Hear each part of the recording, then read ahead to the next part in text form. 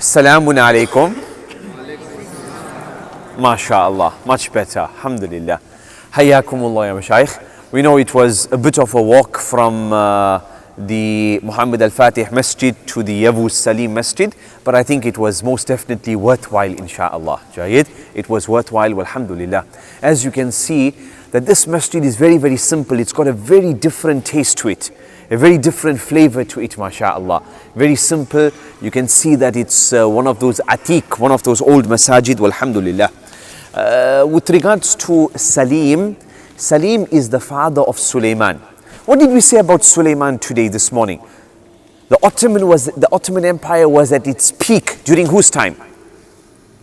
During Sulaiman, the Magnificent's time, the Ottomans reached their peak. Well, this is his father. This masjid was built in memory of his father.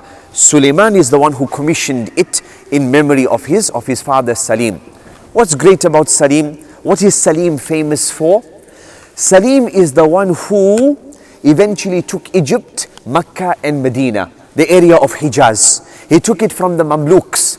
I mean, unfortunately, Muslim on Muslim fighting, but the Ottomans came and they removed the Mamluks from Egypt and they took over Mecca and Medina. From that time, they took on that title of the Caliphate. Before that, they were not a Caliphate. But when they took over Egypt, in Egypt, as we mentioned yesterday, the Mamluks were in charge. They were the Sultans. But in one room, they had somebody which you would call a shadow caliph of the Abbasids. It's a long story. When eventually the Abbasids fell, they found one member of the family and they said, come, you come to Egypt with us. You can still be the caliph, but we are the Sultans who are in charge. We run the show. So the caliph in reality didn't really have much strength, but the sultans of the Mamluks in Egypt, they were controlling matters. Come to the show later on, Selim, and he removes the Mamluks and he removes that shadow caliph and he now takes on the title of the caliph, and from that time the Ottomans were regarded as a caliphate. Are you with us? This masjid also stands on the 5th hill of Istanbul. It oversees the Golden Horn there, and its minara, the tall minara here, is about 45 meters high.